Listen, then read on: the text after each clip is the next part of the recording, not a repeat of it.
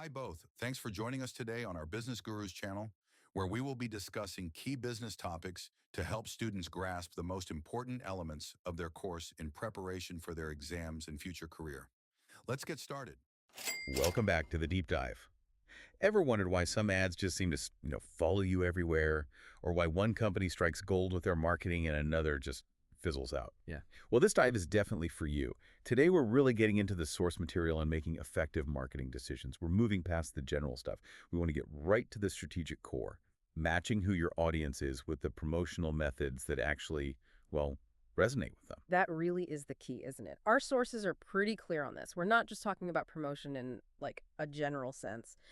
The goal here is to identify the specific triggers, behavioral, financial, for three key audience segments, and then map those triggers directly onto the promotional tools that work best. So the mission today is understanding that sweet spot where marketing works because it connects what an audience needs, based on their life stage or maybe professional situation with the actual value the method itself communicates.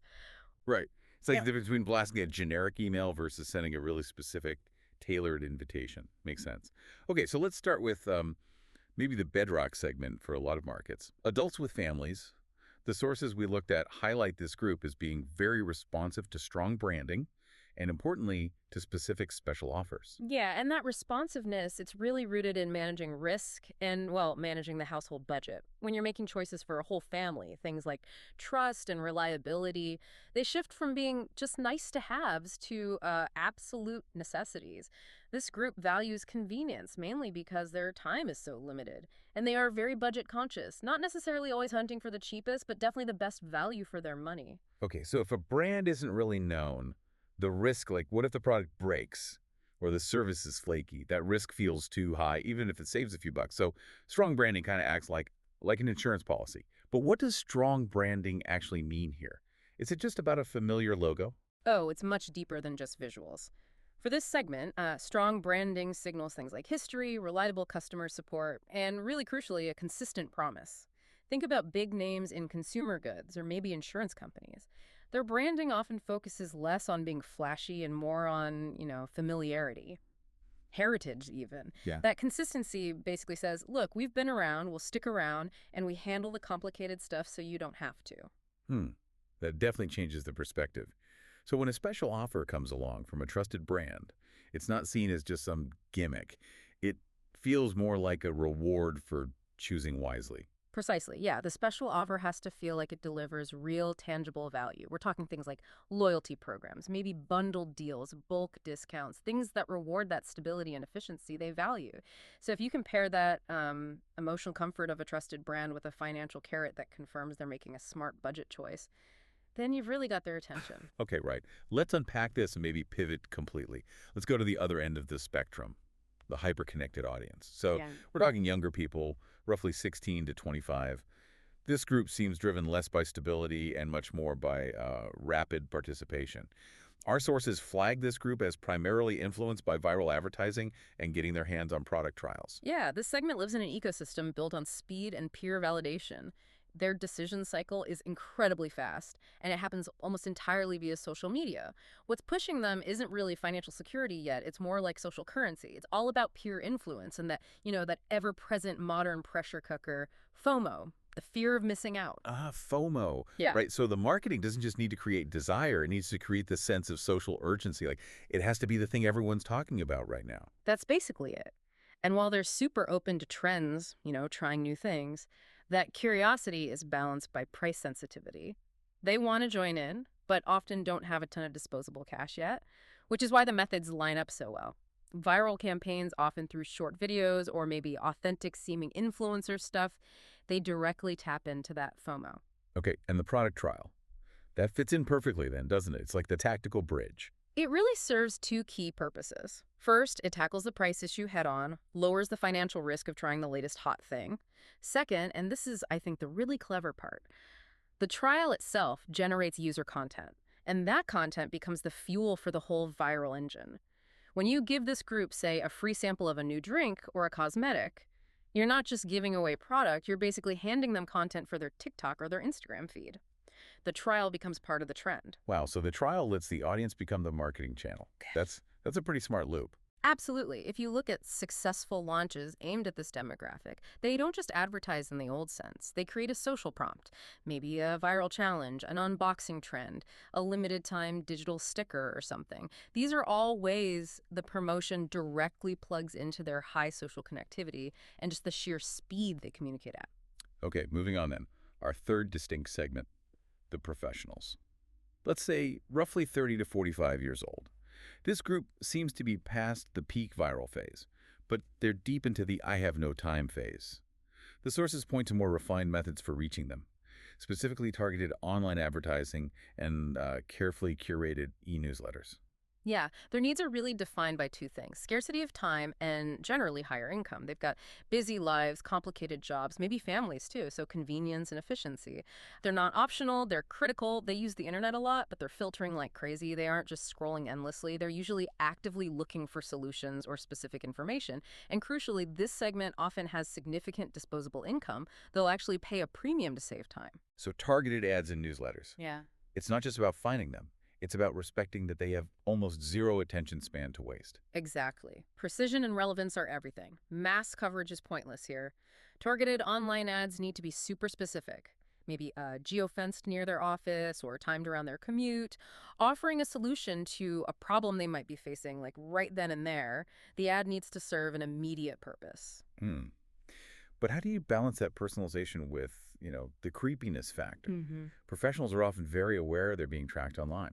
That is the absolute tightrope walk, isn't it? The key is the content has to deliver such clear, immediate value that the relevance genuinely outweighs any discomfort about how the message got there. Take a good e-newsletter, for example. It shouldn't feel like spam. It should feel almost like a concierge service. It's curated information, maybe a quick summary of complex news, actionable tips, or exclusive data, stuff they'd otherwise have to spend ages researching themselves. It's personalized convenience, delivered efficiently.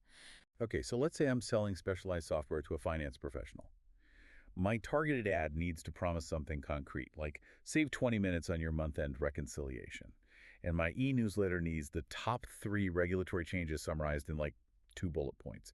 That level of directness, That's pretty much the price of entry. yeah, If your promotion wastes their time, even slightly, you don't just lose that potential sale, you actually damage trust because you've shown you don't understand their biggest constraint time. right. Okay, so we've sketched out these 3 quite different markets. Families wanting trust and value, young audiences riding the wave of viral trends, and professionals needing super efficient, personalized information.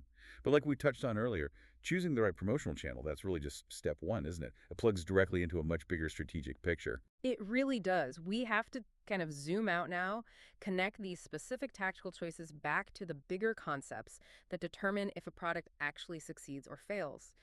Our sources definitely remind us that these segmentation decisions have knock-on effects across the whole marketing mix. They heavily influence the core choices within the design mix, specifically, function, aesthetics, and cost.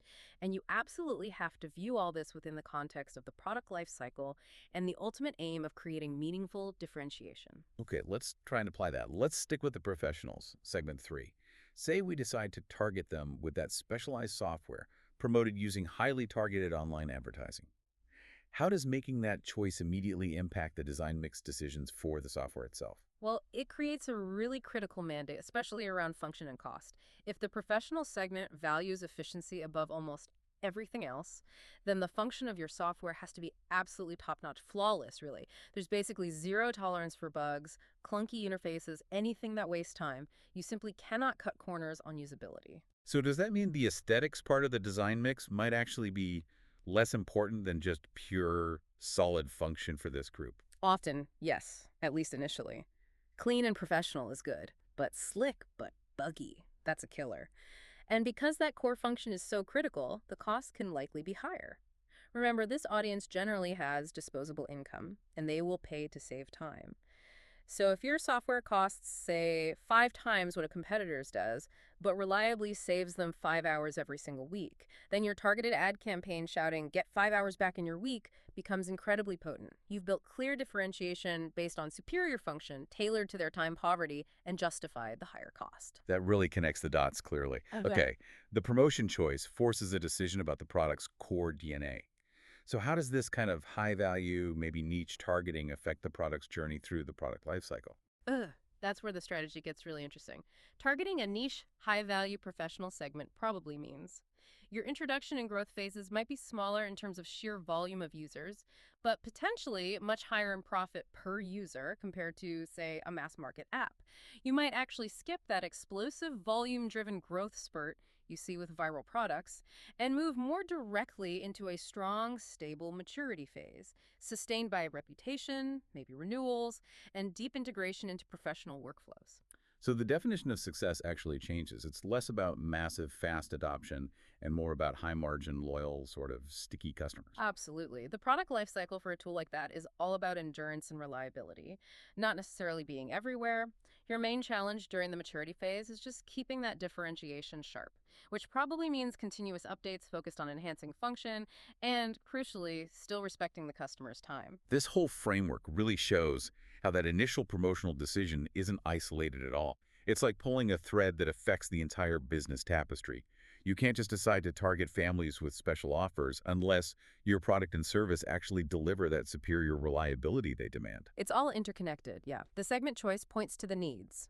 Those needs dictate the product attributes required, which is the design mix, and those attributes then shape the likely path and duration of the product lifecycle. Okay, so just to quickly recap the key takeaways for you listening, we've pulled out three very distinct markets from the sources. Adults with families, they're looking for trust, communicated through branding, reinforced by special offers. Then you've got young audiences, responding mainly to social dynamics via viral ads and product trials. And finally, professionals demanding hyper-efficiency, reach through targeted, personalized channels like ads and e-newsletters. And the big insight, in every single case, the right approach is dictated by understanding the audience's core needs and motivations first. That really is the fundamental message, I think. Stop thinking marketing generally and start thinking about matching the specific mechanism to the specific motive. Now, just to leave you with something to mull over, building on this, let's say you launch a genuinely innovative product, maybe a super efficient new kind of organizational app. You initially target professionals, segment three, focusing on that premium function and convenience. But then, maybe unexpectedly, it crosses over, it catches fire virally with young audiences, segment two.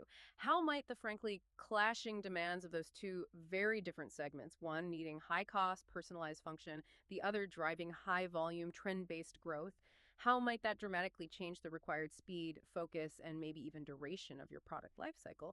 And what does that do to your differentiation strategy? Trying to keep a premium, function-focused product afloat while also managing explosive, trend-driven growth.